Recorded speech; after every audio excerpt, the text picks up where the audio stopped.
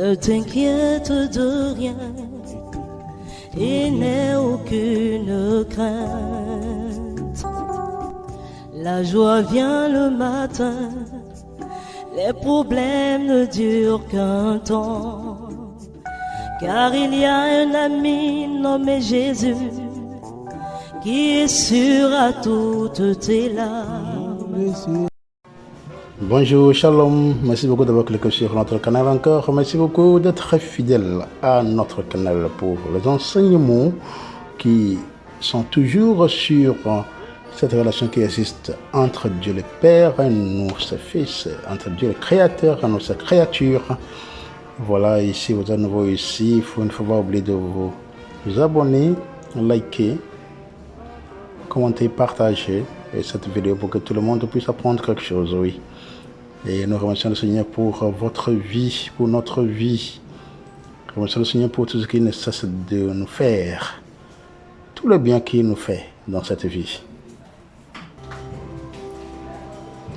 Voilà, aujourd'hui, je voudrais que nous parlions d'un terme très spécial aussi. Et je pense que nous prions tous, n'est-ce pas? Tout le monde prie, que ce soit traditionnel, que ce soit avec la Bible, que ce soit, disons, chacun de nous a sa manière de prier, n'est-ce pas?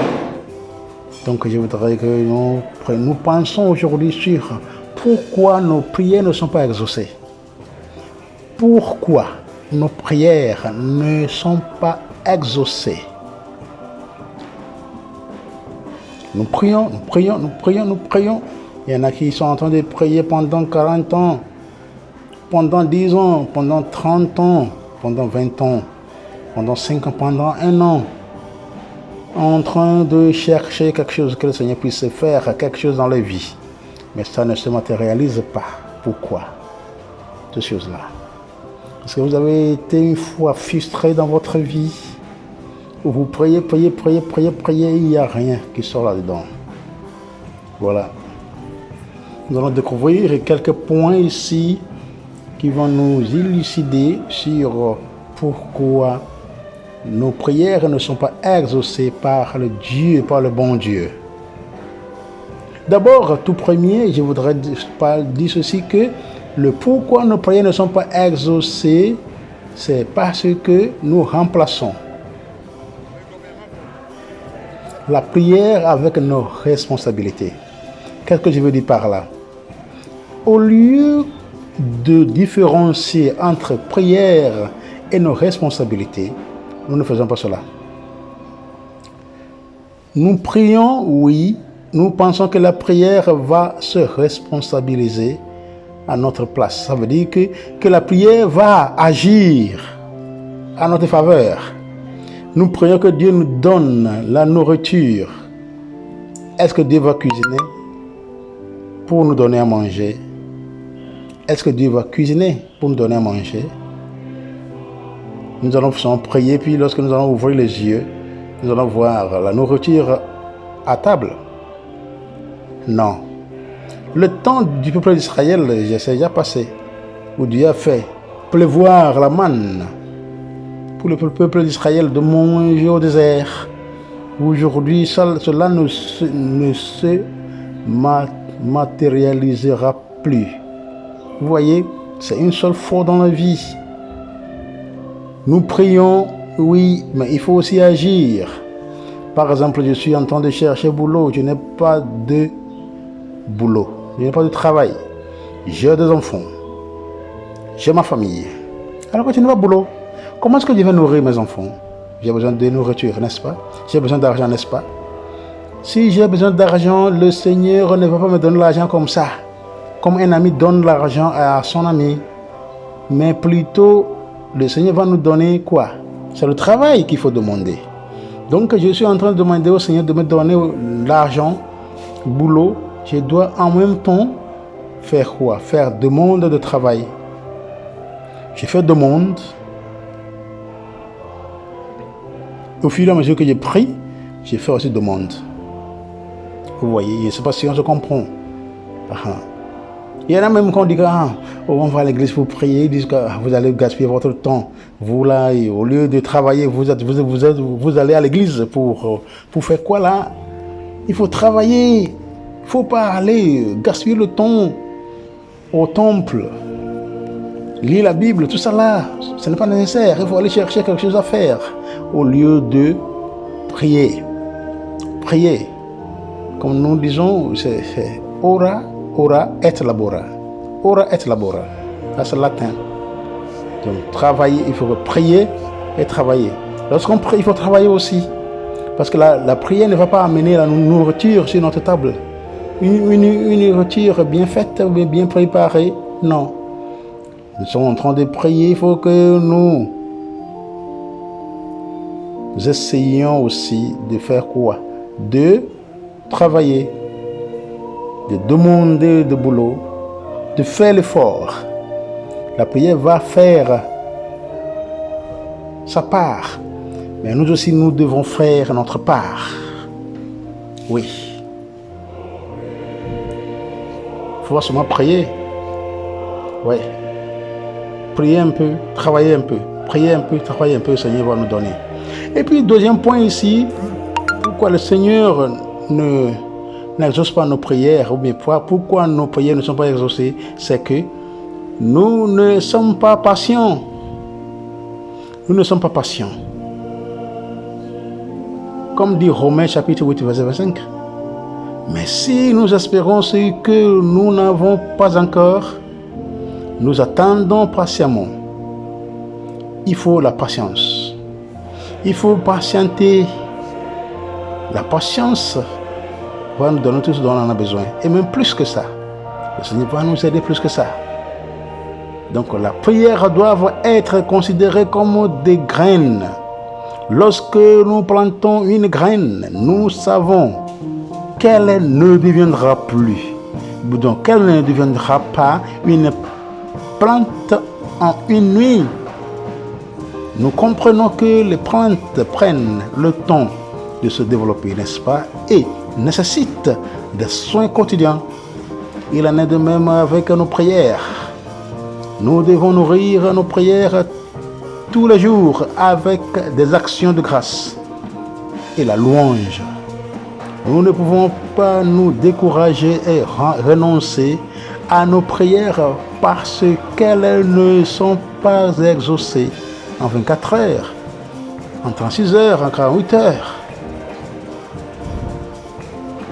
Une des clés d'une prière exaucée est la persévérance. Il faut persévérer dans la prière. On persévère dans la foi, on prie, on sait que le Seigneur va nous faire. On sait que le Seigneur va nous aider, il va nous ouvrir les yeux à pouvoir bien voir ce dont on en a besoin. Sans persévérance, nos prières deviendront comme la plante qui n'a jamais été arrosée et meurt. Comme dit Jésus. Jésus leur adressa une parabole pour montrer qu'il faut toujours prier et ne point se relâcher. Il dit, il y avait dans une ville un juge qui ne craignait point Dieu et qui n'avait d'égard pour personne. Il y avait aussi dans cette ville une veuve qui venait lui dire, fais-moi justice de ma part, disons de ma partie adverse. Pendant longtemps, il refusa. Mais ensuite, il dit en lui-même, quoique je ne craigne point Dieu et que je n'ai d'égard pour personne, néanmoins, parce que cette veuve m'importune, je lui ferai justice, afin qu'elle ne vienne pas sans cesse me rompre la tête. Le Seigneur ajouta, entendez ce que dit le juge inique. Et Dieu ne fera-t-il pas justice à ses élus qui croient, qui crient à lui jour et nuit? Et tardera-t-il à leur égard? Je vous le dis, il leur fera promptement justice. Mais quand le Fils de l'homme viendra, trouvera-t-il la foi sur la terre? C'est Luc chapitre 8, verset 1 à 8. Luc 8, 1 à 8. Non, Luc chapitre 8, verset 1 et verset 8. Luc chapitre 8, verset 1 et verset 8. Donc c'est ça. Nous devons toujours avoir la patience lorsque nous prions.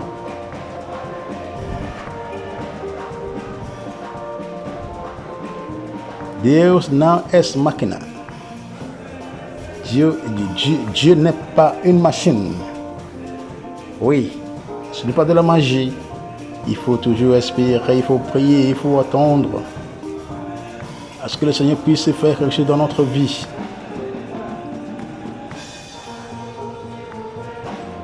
D'autre point, c'est parce que nous ne croyons pas. Pourquoi le Seigneur n'exauce pas nos prières? C'est parce que nous ne croyons pas. Ça, c'est votre point. Or, sans la foi, il est impossible de lui être agréable, car il faut que celui qui s'approche de Dieu croit que Dieu existe et qu'il est le rémunérateur de ceux qui le cherchent. Hébreux chapitre 11, verset 6. Donc, lorsque nous croyons vraiment quelque chose, les actions que nous posons sont en accord avec notre croyance et nous attendons à ce que cela arrive. Voilà pourquoi Jacques nous dit que la foi sans les œuvres est morte. Jacques chapitre 2, verset 14 au 17. Donc parfois, nous prions pour que Dieu se manifeste au travers d'une situation, mais nous ne croyons pas vraiment. La preuve, c'est qu'au bout d'un moment, nous décidons de prendre les choses en main. Si nous croyons en Dieu et en sa capacité à faire au-delà de ce qu'on espère ou pense, nous devons aussi être capables de croire en son timing, comme on dit en anglais, en son temps, au moment où le Seigneur va nous donner. Donc nous sommes obligés de faire ce que le Seigneur veut de nous. Nous laissons le Seigneur de faire ce qu'il lui-même veut dans notre vie. Nous ne devons pas obliger le Seigneur de faire ce que nous voulons, mais essayer de laisser que sa volonté soit faite dans notre vie. C'est très nécessaire. Et qu'est-ce que nous pouvons dire encore? Autre point, c'est que le pourquoi le Seigneur n'exauce pas nos prières, c'est parce que nous nous inquiétons au lieu de prier. Vous voyez, au lieu de prier, on s'inquiète. Ah, mais si ça arrive comme ça là, on fait quoi? Oh, je suis mort. Oh, c'est fini pour moi. Et je ne sais plus quoi faire. Oh, voilà, les enfants là, ils vont me tuer. Et voilà. On s'inquiète, on dit beaucoup de choses, on fait beaucoup de bruit au lieu de prier. Donc, remets ton sort à l'Éternel et il te soutiendra. Il ne laissera jamais chanceler les justes. Psaume 55, verset 23. Donc, nous passons plus de temps à nous préoccuper de nos problèmes qu'à méditer sur les promesses de Dieu. D'autres fois, nous passons notre temps à nous plaindre de la situation au lieu de nous retirer dans la prière pour poser des questions à Dieu. L'inquiétude ne peut pas arranger notre situation. Au contraire, elle nous plonge dans un trouble constant. Et nous devons apprendre à lui remettre notre sort et à nous attendre à son soutien, car il le fera assurément. Le Seigneur va faire la chose pour nous. C'est dans la prière, la manière dont nous prions. Dieu qui voit la misère de son peuple. C'est ce que vous pouvez imaginer quelqu'un qui a perdu sa fille ou bien son enfant. L'enfant qui était décidé, était, disons, au niveau, disons, parmi nous dans la société, l'homme, la manière dont nous sommes trop bons là.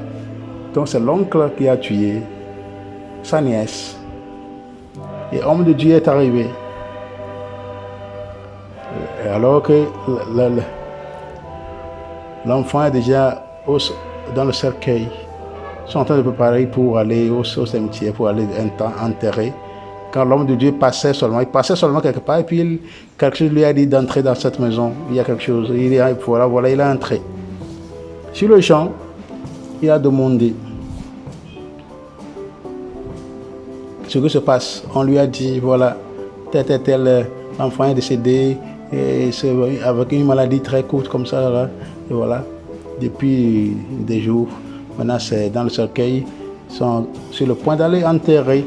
Et on les passé, quand l'homme de Dieu a dit, celui qui a fait ça est ici, est parmi nous, est parmi vous ici. Quand celui qui a fait la chose effectivement a commencé par se quereller avec l'homme de Dieu. Pourquoi toi là, tu es qui? Tu passes comme ça et puis voilà, et tu es en train de parler comme ça. Et toi tu es qui? Est-ce que tu es membre de la famille? Qu'est-ce qui t'a amené ici? Ainsi de suite. Et voilà. Mais l'homme de Dieu a dit, l'enfant qui est au cercueil va se ressusciter. Il va prier que le Seigneur lui remette la vie, le souffle. Et le moment où elle va regagner le souffle, celui qui a fait ça va tomber, va mourir. Et sur le champ, l'homme de Dieu a prié. Sur le champ, l'homme de Dieu a prié. Au même moment, nous sommes en train de parler de même moment. Voilà, celui qui devrait être enterré dans le cercueil est ressuscité. Très faible. On a essayé de lui donner à manger, et puis voilà. Et en vie. Le moment où le souffle est entré en elle, celui qui l'a tué est tombé par terre. Et c'est fini pour celui qui l'a tué. Donc, vous voyez que c'est ça. La fille qu'on a dépensée sur elle, qui devrait aider sa maman, a été tuée par son oncle, par jalousie. Voilà, l'homme de Dieu a fait des miracles. Ça, c'est sur le champ, et Dieu a agi. Vous voyez? Donc, nous devons toujours nous mettre entre les mains du Seigneur, voir ce que le Seigneur peut faire dans notre vie. Ça dépend de ce que nous voulons. Ça dépend de comment nous prions. Le Seigneur sait, il connaît, il sait. Avant que nous ne prions, il sait très bien. Vous voyez? Donc nous sommes appelés vraiment à nous laisser guider par lui, par son esprit. La famille là, qui était en train de pleurer pour les filles. Le Seigneur est venu, passant par homme de Dieu, pour la ressusciter. Voilà, le Seigneur fait de pareilles choses dans nos vies chaque jour lorsque nous remettons tout entre sa main. Lorsque nous ne nous remplaçons pas, lorsque nous ne prenons pas la place de Dieu, lorsque nous laissons Dieu, que Dieu soit Dieu, que Dieu soit lui-même à sa place. Voilà. Autre point, c'est que le pourquoi nos prières ne sont pas exaucées, c'est parce que nos prières ne sont pas en accord avec la volonté de Dieu. Vous voyez, des fois c'est notre propre volonté. On veut ça, bon, je demande au Seigneur de me donner l'argent, que le Seigneur m'enrichisse. C'est justement parce que peut-être je ne veux pas, ce n'est pas que j'ai dans ma tête, j'ai comme l'idée d'aider la famille ou bien les hommes autour de moi, les nécessités autour de moi.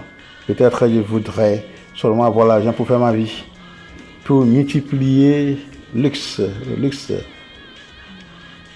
de maisons, des femmes ou des hommes, n'importe comment. Ça dépend de qui prie et ce qu'il demande. Vous voyez? Donc voilà, nos prières ne sont pas exaucées en accord. Nos prières ne sont pas exaucées parce que ces prières ne sont pas en accord avec la volonté de Dieu. Donc nous avons auprès de lui cette assurance que si nous demandons quelque chose selon sa volonté, il nous écoute. Et si nous savons qu'il nous écoute quelque chose que nous demandions, nous savons que nous possédons la chose que nous lui avons demandé. 1 Jean chapitre 5, versets 14 au 15. Donc nous devons admettre que nous prions parfois avec des motifs égoïstes et Dieu ne respecte pas ces prières. Nous prions pour être avec des hommes qui ne veulent pas s'engager avec nous parce que nous ne pensons qu'à nous-mêmes. Nous prions pour gagner à la loterie, mais sans plan pour aider les moins fortunés. La prière n'a pas été conçue pour manipuler Dieu ou d'autres personnes en faisant ce que nous voulons. Elle est conçue pour apporter la volonté de Dieu sur la terre. La clé d'une prière exaucée est que nous demandions des choses qui sont en accord avec sa parole, sa volonté pour nos vies et la vie de ceux de qui nous entourent. C'est ça. Nous prions que le Seigneur, par exemple, je prie que le Seigneur m'enrichisse, pour que je puisse avoir d'argent pour partager avec ceux autour de moi, ceux qui sont autour de moi, qui souffrent. Je vois leur misère. Les enfants qui ne peuvent pas aller à l'école et pourtant ils sont intelligents, ils sont doués en intelligence, mais comme il n'y a pas de l'argent, ils vont rester à la maison. Jusqu'à quand? On ne sait pas. Alors qu'ils peuvent être les transformateurs de la société. Donc quand je suis en train de prier, je prie que le Seigneur m'aide, que le Seigneur me donne le moyen pour pouvoir prendre soin de ces enfants-là. Bien sûr, les papas, oui. Bien sûr, les papas. Mais quand même, on ne doit pas être papa d'enfants avant de soigner d'enfants. Il faut que nous apprenions à être les gardiens de nos frères et sœurs. Pas parce que nécessairement ils devraient être papa ou maman avant de prendre soin d'enfants. Ils devraient être papa ou maman avant de faire du bien aux gens qui m'entourent. Ils doivent être nécessairement du sang biologique de la personne, de mon frère, de ma sœur, de mes amis, avant de les aider. Voilà, nous sommes appelés à savoir prier. Prière qui puisse tourner la vie de tout le monde, pas seulement ma vie. Commençons par moi-même, oui. C'est moi qui gagne l'argent, Dieu m'a donné le boulot. Je gagne, et puis je peux aussi aider les autres, les employés, bien les traiter. L'autre point ici, c'est que, disons, le pourquoi Dieu n'exauce pas nos prières, c'est que nous sommes désobéissants. Nous sommes désobéissants. Vous voyez, nous sommes désobéissants. Comme nous dit 1 Jean chapitre 3, verset 22. Bien-aimés, si notre cœur ne nous condamne pas, nous avons de l'assurance devant Dieu. Quoi que ce soit que nous demandions, nous le recevons de lui. Parce que nous gardons ses commandements et que nous faisons ce qui lui est agréable. Vous voyez? Donc c'est ça. Si nous faisons la volonté de Dieu, c'est quoi la volonté de Dieu? La volonté de Dieu, c'est que tout le monde ait quelque chose, que tout le monde soit égal. Nous sommes tous égaux, nous sommes tous égaux. Ce que j'ai, tout le monde en a. Je mange, tout le monde mange. Je m'habille, tout le monde s'habille. Vous voyez? Je vis, tout le monde vit. C'est ça la volonté de Dieu. Dieu veut que tout le monde vive. Dieu veut que tout le monde mange. Dieu veut que tout le monde marche. Dieu veut que tout le monde ait une vie aisée, paisible. Vous voyez? Donc nous sommes appelés à essayer de faire de notre mieux. Sinon,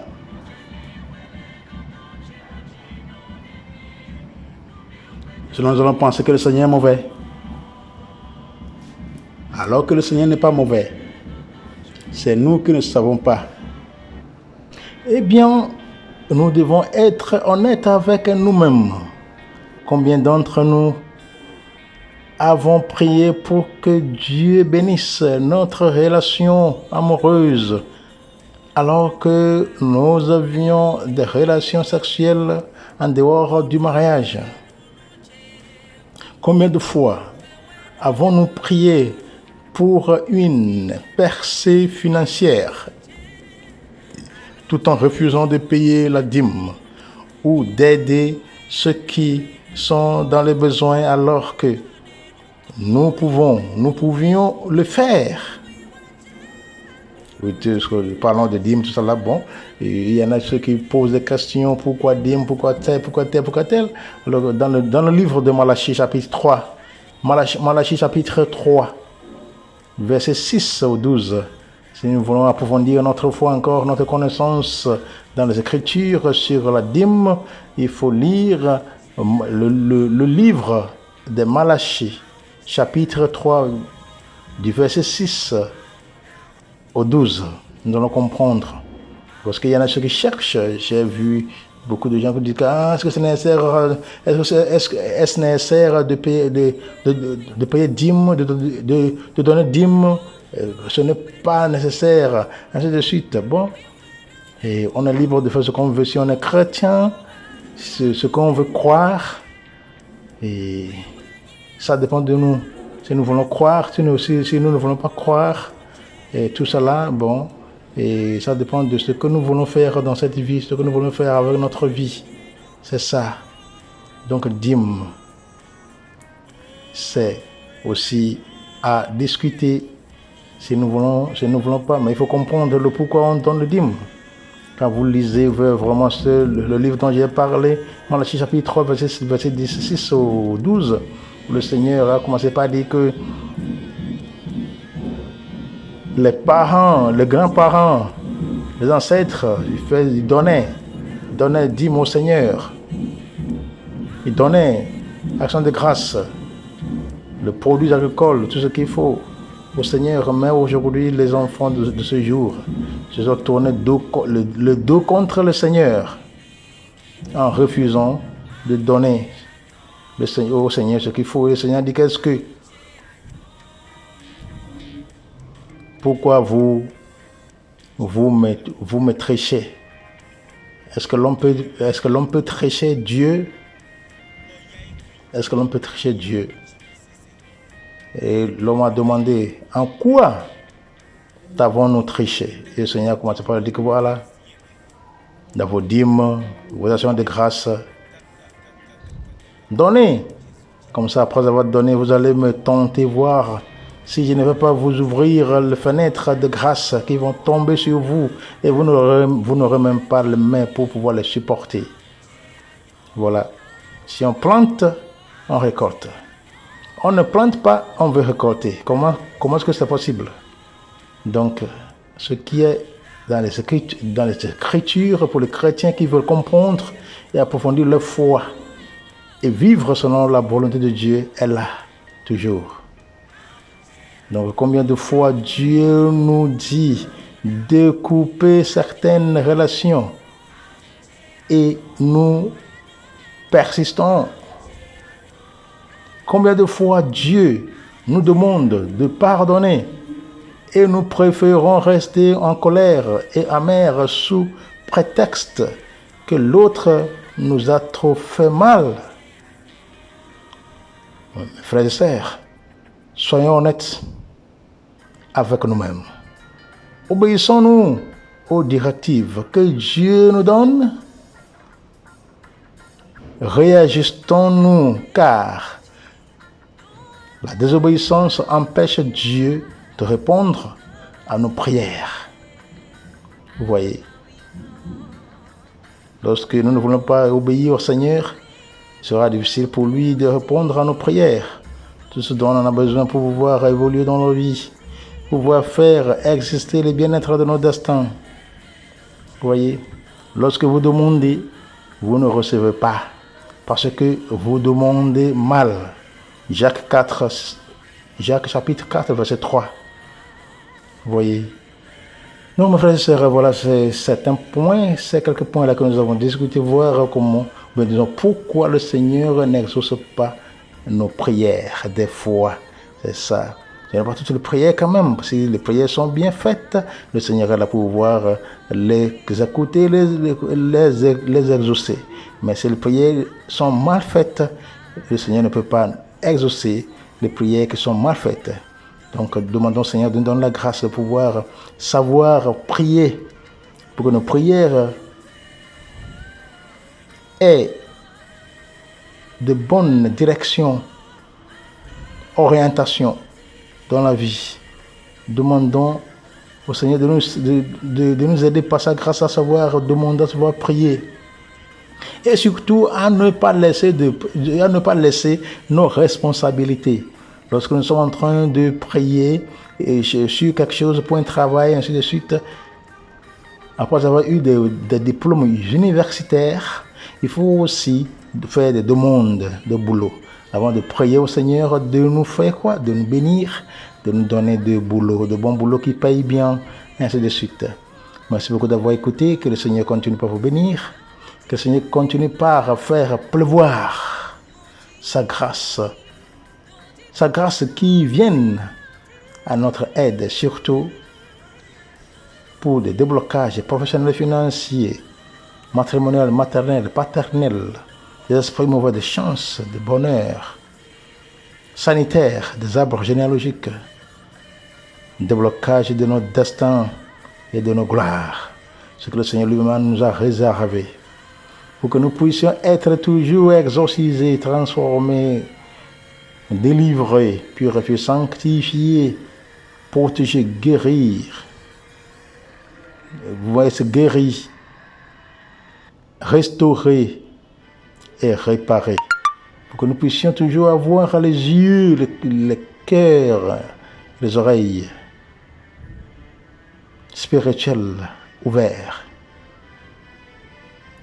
Ne faut pas oublier de vous abonner,